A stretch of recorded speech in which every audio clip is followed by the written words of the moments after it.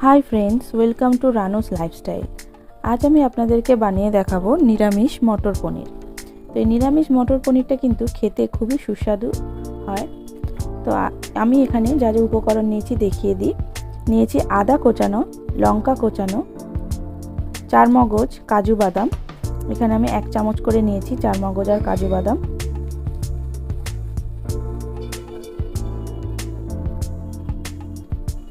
আর নিয়েছি 1 কাপ কড়াইশুঁটি। গুঁড়ো মশলার মধ্যে আমি এখানে নিয়েছি জিরে গুঁড়ো, ধনে গুঁড়ো, হলুদ, লাল লঙ্কা গুঁড়ো, একটা গোটা টমেটো কেটে নিয়েছি 1.5 ইঞ্চি আদা। তো এবার আমি পনিরটাকে কিউব করে কেটে নেব।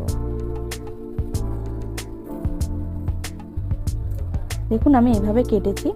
তো এবার আমি কাজু বাদাম আর চারমগজটাকে একটু গরম জল সামান্য ভিজিয়ে রাখবো। টমেটো আর আদাটাকে আমি মিক্সিতে দিয়ে ব্লেন্ড করে নেব। এবার আমি চারমগজ আর কাজু বাদামটাকেও পেস্ট বানিয়ে নেব। তো হয়ে গেল মশলা এখানে করা। এবার আমি কড়াইতে তেল দিয়ে দেব। তেলটা গরম হলে তেলের ওপরে দিয়ে দেব সামান্য পরিমাণে নুন, হলুদ এবং কাশ্মীরি লঙ্কা গুঁড়ো দিয়ে ভালোভাবে নাড়াচাড়া করে নেব। নাড়াচাড়া করার পর এখানে আমি দিয়ে দেব পনিরের টুকরোগুলো। পনিরের টুকরোগুলো দিয়ে আমি এখানে ভালোভাবে একটু ভেজে নেব। বেশি কিন্তু ভাজাটা করা হবে না, আবার বেশি হালকা হবে না। পনির কিন্তু বেশি ভাজলে শক্ত হয়ে যায়, রাবারের মতন হয়ে যায়। তো সেই ক্ষেত্রে আপনাদেরকে কিন্তু অল্প ভাজতে হবে, সেটা বুঝে ভাজতে হবে। তো এবার আমি এক পিঠ হয়ে গেলে অপর পিঠ উল্টে দিলাম এবং ভাজা পনিরটাকে নিয়ে আমি কিন্তু একটু জলের মধ্যে 10 মিনিট মতন রেখে দিলাম। এবার আমি পনির ভাজা তেলেই দিয়ে দিলাম গোটা জিরে, আদা, লঙ্কা কোচানো দিয়ে একটু নাড়াচাড়া করে 30 সেকেন্ড মতো নাড়াচাড়া করে নিয়েছি। এবার আমি আদা টমেটো বাটাটা এতে দিয়ে দেব। দিয়ে আমি এটা ভালোভাবে তেলের মধ্যে কষিয়ে নেব। কষানো হয়ে গেলে এখানে আমি দিয়ে দেব লঙ্কা গুঁড়ো, দিয়ে দেব পরিমাণ মতন হলুদ, জিরে গুঁড়ো এবং ধনে গুঁড়ো। এটা দিয়েও আমি ভালোভাবে নাড়াচাড়া করে নেব।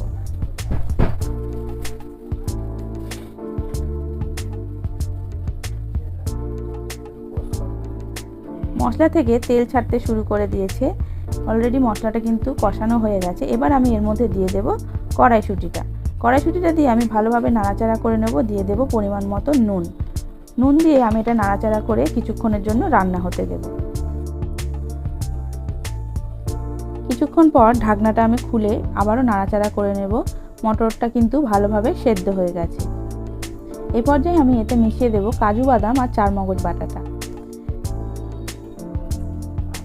তারপরে আবারও ভালোভাবে নাড়াচাড়া করে মশলার সাথে কিন্তু এটা মিশিয়ে নেব। নিয়ে আবারও ভালোভাবে নাড়াচাড়া করে এটাকে কিছুক্ষণ রান্না করে নেব।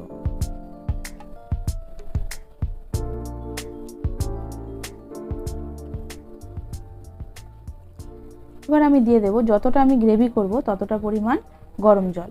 গরম জলটা দিয়ে আমি ভালোভাবে নাড়াচাড়া করে নেব। এবার আমি জলটা ফোটার জন্য একটুখানি ঢাকা দেব।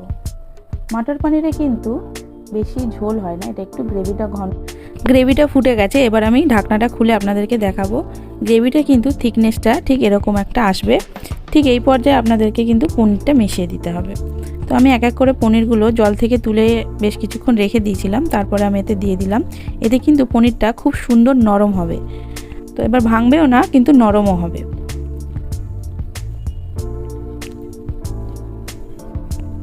আমি এটা লো ফ্লেমে কিছুক্ষণ হতে দেব।